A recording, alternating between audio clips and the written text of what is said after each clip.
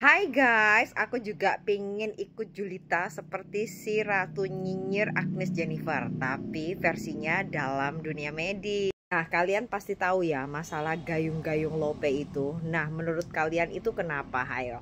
Nah, dalam dunia medis kalian pasti tahu ya namanya istilah puber kedua. Jadi itu merupakan suatu fase perubahan dalam hidup yang terjadi secara drastis dan signifikan.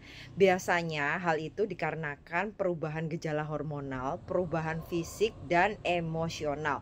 Dan itu sangat berkaitan erat yang namanya midlife crisis. Nah, buat kalian yang nggak paham midlife crisis itu apa ya, midlife crisis itu adalah suatu keadaan di mana kita merasa semua aspek kehidupan kita itu sudah stabil dan kita itu terjebak alias jenuh dengan rutinitas harian kita dan membutuhkan suatu sensasi. Nah, banyak ya yang mengkaitkan bahwa midlife crisis itu hanya identik untuk pria.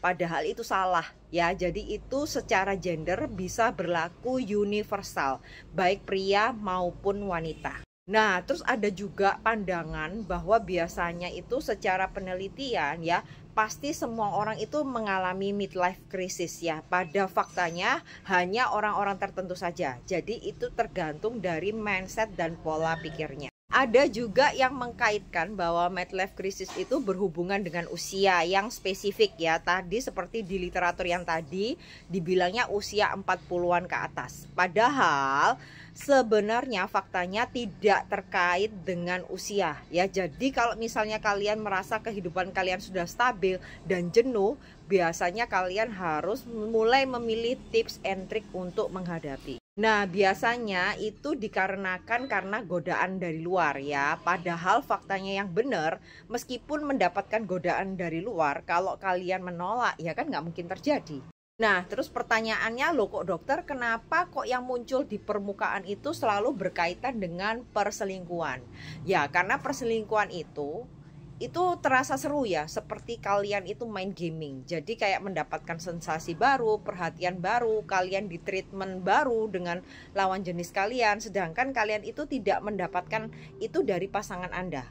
Dan biasanya kalian itu sudah jenuh dengan pasangan Anda. Karena apa? Ya karena kalian itu sudah tahu bagusnya gimana dan jeleknya bagaimana. Kalau dulu waktu pacaran kan nggak tahu ya, banyak yang ditutupin. Nah, kalau ini karena hidup seharian apalagi bertahun-tahun, kalian pasti tahu plus minusnya. Nah, ini ada beberapa tips yang kalian bisa praktekkan ya. Yang pertama adalah untuk mendeteksinya, perhatikan apa terjadi perubahan. Jadi misalnya contohnya, apakah ada rutinitas baru yang berubah selama bertahun-tahun kalian itu menikah. Yang kedua, kalau kalian mulai muncul gejolak seperti itu, silakan dikomunikasikan karena kalian itu semua sama-sama orang dewasa ya. Jadi harusnya tidak perlu tersinggung. Karena ini kan untuk kepentingan dan kelanggengan rumah tangga kalian. Yang ketiga adalah mengajukan kegiatan bersama yang intinya seperti kalian dating ya, tapi posisinya kalian itu sudah menikah. Makanya orang kalau menikah itu tetap perlu yang namanya waktu berdua selain anak-anak. Jadi free child lah istilah kekiniannya ya. Karena apa ya, kalian perlu chemistry berdua untuk dibangun kembali. Kalau misalnya beri perhatian lebih itu relatif ya, karena ini konteksnya nggak harus laki-laki aja ya, karena perempuan juga perlu. Terus yang kelima, kalian bisa mengajukan gaya hidup sehat. Jadi mulailah investasi waktu untuk berolahraga contohnya. Kalau 6, kalau misalnya kalian sudah paling mentok nggak bisa, kalian bisa cari terapis atau bisa konsultasi. Setelah itu ketujuh, kalian harus paham diri, memahami batasan ya. Jadi kalau misalnya kalian punya kontaknya lawan jenis, lebih baik setiap percakapannya itu dibatasi, tidak perlu terlalu terbuka mengenai rumah tangga Anda. Ke-8 adalah tetap menjaga yang namanya keintiman. Jadi ini biasanya durasi untuk melakukan hubungan seksual di malam hari. Nah, kalau misalnya secara dari sisi emosional atau secara fisik ya, di atas ini adalah ciri-ciri orang puber kedua. Jadi orangnya itu tiba-tiba nggak suka make up, terus tiba-tiba make upnya menor sekali seperti waktu remaja nih misalnya.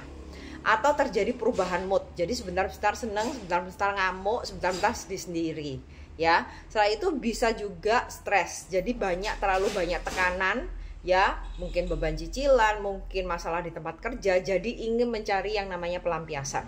Atau ke yang keempat, rendah diri. Rendah diri itu bisa terjadi ya, mungkin karena pasangan Anda itu sudah tahu kekurangan Anda, jadi terlalu banyak diintimidasi dengan kata-kata yang menyakitkan.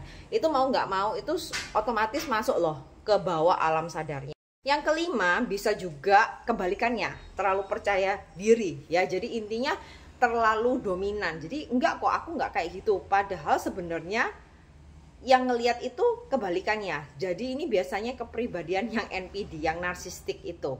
Ya, keenam itu lebih agresif. Jadi kayak lebih gerusa-gerusu, terus enggak terlalu nalar juga. Jadi pertimbangannya itu kurang sip ya.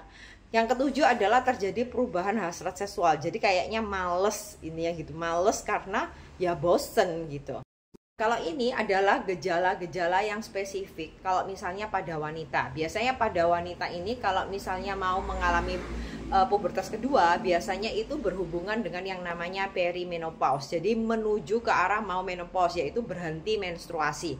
Nah, itu biasanya gejalanya lebih parah ya teman-teman ya. Seperti yang ada di bawah ini kalian bisa baca. Nah, so setelah kalian memahami fakta-fakta secara medis yang seperti ini, jadi berhikmah sekali ya dengan kejadian yang namanya gayung lope ini, kalian juga bisa waspada terhadap rumah tangga kalian masing-masing.